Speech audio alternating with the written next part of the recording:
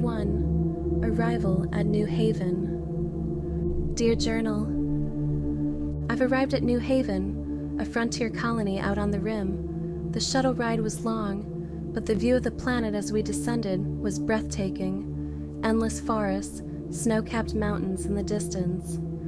It looked peaceful, untouched. Hard to believe they need help with anything out here.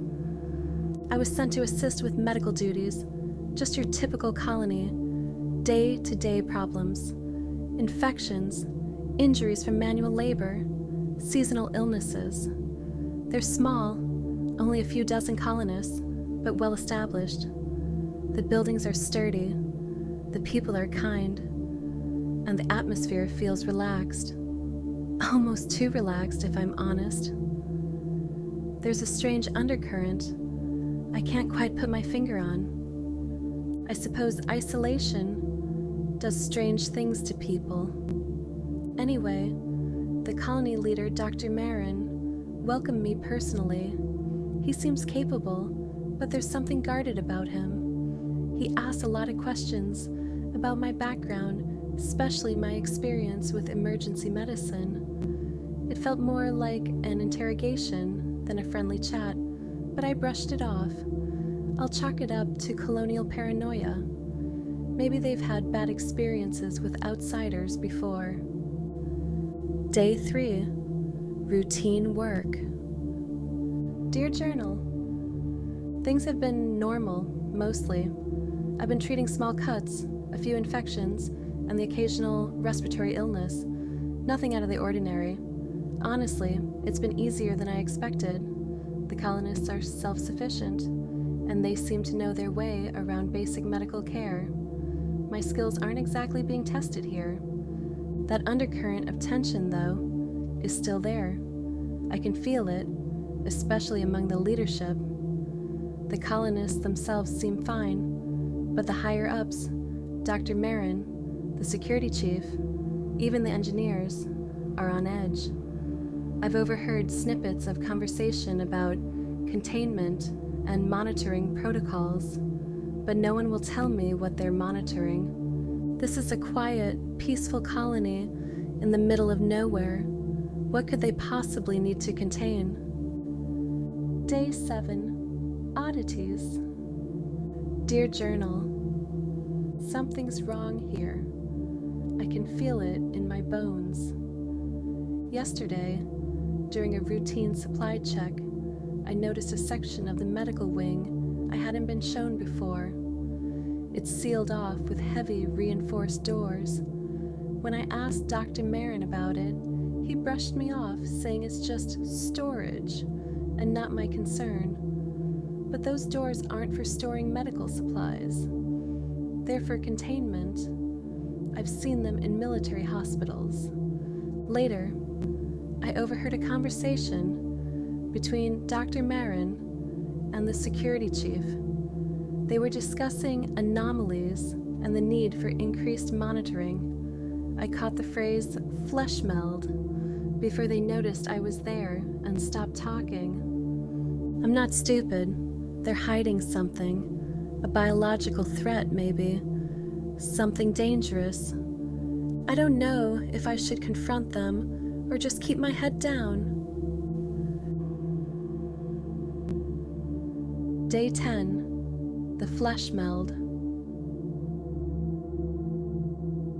Dear Journal, I found out what the flesh meld is. God, I wish I hadn't. Dr. Marin called me into his office today. He seemed more on edge than usual. He said I needed to know what was going on for my own safety. Then he explained the colony discovered something beneath the surface months ago in an old cave system. It wasn't an organism, not in the way we understand life. It was something else, a shifting mass of flesh and tissue, constantly growing, absorbing anything organic it touched. They call it the flesh meld.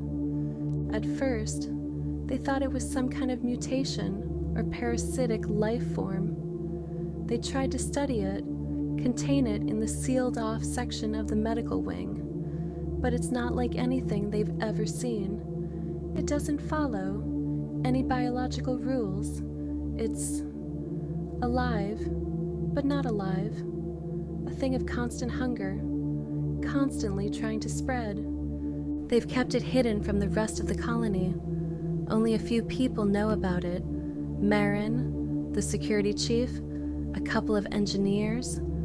They've been trying to contain it, to stop it from growing. But I can tell from the look on Marin's face, they're losing control. Day 12. The tension grows. Dear Journal, the atmosphere in the colony has shifted. The colonists don't know what's happening, but they can feel the tension. Everyone's on edge. There's been talk of strange noises coming from the medical wing at night, and the engineers are constantly working on the containment systems. I saw one of the guards stationed outside the sealed doors this morning, sweating bullets. I've seen a lot in my years as a nurse, diseases, injuries, death. But this is something else. The flesh meld isn't just a threat to the colony, it's something worse. I don't know how, but I can feel it. Dr. Marin has become more withdrawn, muttering to himself about not enough time. The security chief has doubled patrols, and everyone seems to be waiting for something. They won't tell me everything, but it's clear containment is failing, and I should leave. I know I should. But where would I go? The next settlement is days away, and they might need me here. Still, I can't shake the feeling that something terrible is coming. Day 14. Breach.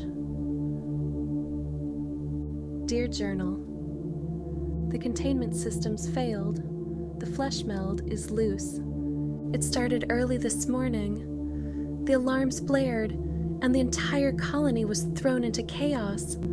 I rushed to the medical wing, but it was too late. The sealed doors were broken open, twisted, like something tore through them. The guards that were stationed there, I barely recognized them. Their bodies had fused with the walls, melted into some grotesque mass of flesh and bone. I heard screams echoing down the halls as colonists tried to flee. I ran into Dr. Marin. He was frantic, shouting about evacuation, about how it was spreading faster than expected. He told me to get to the shuttle bay, to escape while I still could, but the flesh meld was everywhere. I saw it, this shifting, pulsating mass of organic matter crawling along the floors and walls, absorbing anything it touched. It was alive thinking, hungry, and it was hunting us. Day 14. No escape. Dear Journal, I'm trapped. The shuttle bay is gone, overtaken by the meld. It's spread throughout the entire colony now, consuming everything in its path. I can hear the screams of the others. The security chief tried to hold the line, but it didn't matter. The meld isn't something you can fight. It doesn't die. It just keeps growing. I'm hiding in the storage room now. I can hear it, though. It's close. I don't have much time. God, I don't want to die like this. Dr. Marin was right. There was no stopping it. They should have destroyed it when they had the chance. But they were too curious, too arrogant. Now it's too late for all of us. The flesh meld, it's not just flesh. It's intelligent. It knows we're here. It's playing with us, cornering us. I can hear it, the wet slithering, the way it moves. I think it's found me. If anyone finds this, don't try to contain it. Don't study it. Just run. Burn this place down and run. Day 14. It's here. It's... Data log ends here.